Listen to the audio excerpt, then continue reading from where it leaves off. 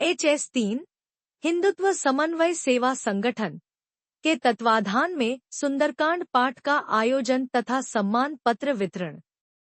आज के परिवेश में पुरातन संस्कृति एवं अपने रीति रिवाज की रक्षा करना प्रत्येक नागरिकों का कर्तव्य। डॉक्टर अखिल मिश्र, मुख्य अतिथि, हिंदी विभाग, गोवी वे। पूर्वांचल राज्य ब्यूरो चीफ सुनील मणि त्रिपाठी की रिपोर्ट गोरखपुर से। गोरखपुर हिंदुत्व समन्वय सेवा संगठन के तत्वाधान में शनिवार को सुंदरकांड पाठ का आयोजन तथा सम्मान पत्र वितरण कार्यक्रम का आयोजन किया गया। कार्यक्रम के प्रारंभ में सर्वप्रथम भारत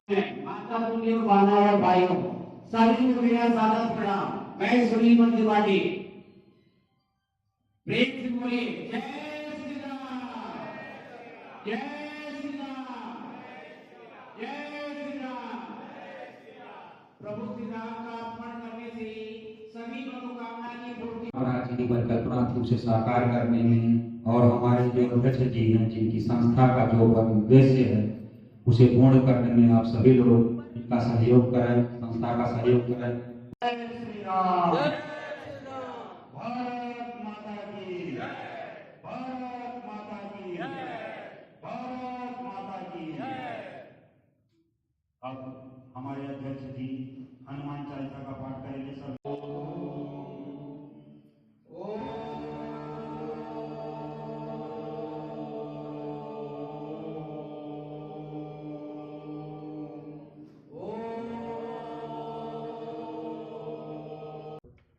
मैं ज्यादा कुछ ना कर सके, मैं यही कहना चाहता हूं कि अगर सनातन धर्म में हमारी पैदाइश हुई है तो इस सनातन धर्म को हम लोग का कार्य, हमारे पदाधिकारीगण, सदस्यगण, सम्मानित जन, आप लोगों का उपस्थिति देख करके आनंदित होता हूँ और आप सभी का हार्दिक अभिनंदन करते हुए समयाभाव के कारण कुछ विशेष नहीं करना है। हम ये चाहते हैं कि यह संगठन हर रूप में, हर तरह से अपने राष्ट्र के निर्माण में जितना अपना संभव हो सकेगा आप लोगों की मदद से सहयोग करेगा।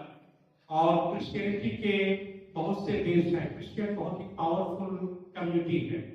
हिंदुओं के एक साथ हिंदू राष्ट्र के रूप में नेपाल घोषित है, हम लोग अभी उससे जूझ रहे हैं।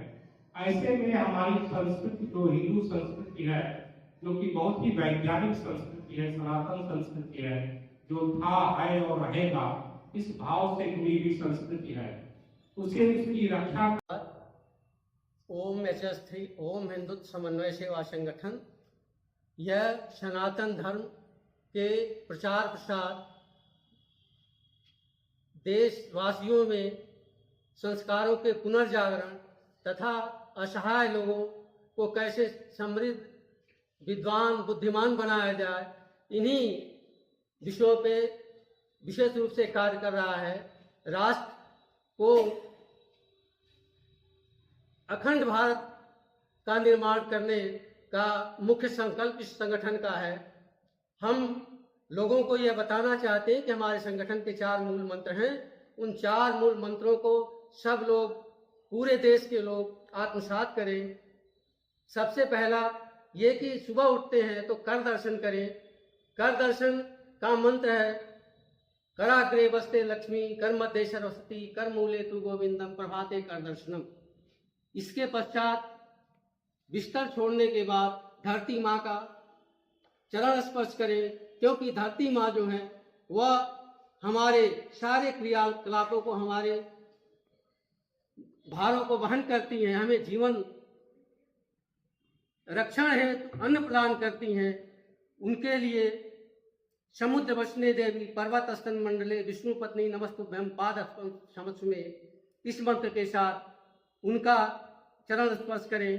सर, आज की जो मीटिंग रखी गई है, क्या आज के परिवेश में युवा पीढ़ी को पुरानी विरासत और परंपरा का अनुकरण करने के लिए उसको दिशा निर्देशन करने के लिए आज की मीटिंग का क्या उद्देश्य था सर? आज का मीटिंग का उद्देश्य यही है कि लोगों में जन जागृति हो। इसीलिए इन जो हमारे संगठन के 4 मूल मंत्र हैं उनको आपको मैं बता रहा हूँ। ठीक है, 2 हो चुके, तीसरा ये है कि आप जय श्री राम अवश्य बोलें, क्योंकि जीवन के आधार जय श्री राम है।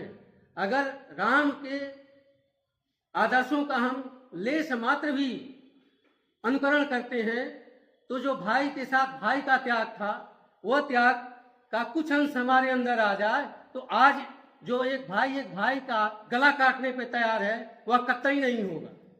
साथ ही चौथा जो मूल मंत्र है वो ये है कि आज अंग्रेजी शिक्षा पा करके हमारे युवा पीढ़ी के जो नौनिहाल हैं वह good morning, good evening, good night बोलते हैं। उनको प्रणाम सिखाया जाए, वो अपने बड़ों को प्रणाम करें। बड़ों को प्रणाम करेंगे तो आशीर्वाद मिलेगा, ये बट वृक्ष के समान होगा, उनके जीवन को हर तरह से सुरक्षित रखेगा। और जब वो अपने बड़ों को प्रणाम करना शुरू करेंगे तो उनके अंदर अपने बड़ों से इतनी आत्मीयता आएगी कि वह अपने बड़ों बुजुर्गों को कभी वृद्धाश्रम नहीं भेजेंगे। जो भारत सरकार और अनेक संगठनों की यह घोषणाएं होती है कि मैं वृद्धाश्रम खोल रहा हूँ, ये अपने आप बंद हो जाएगा।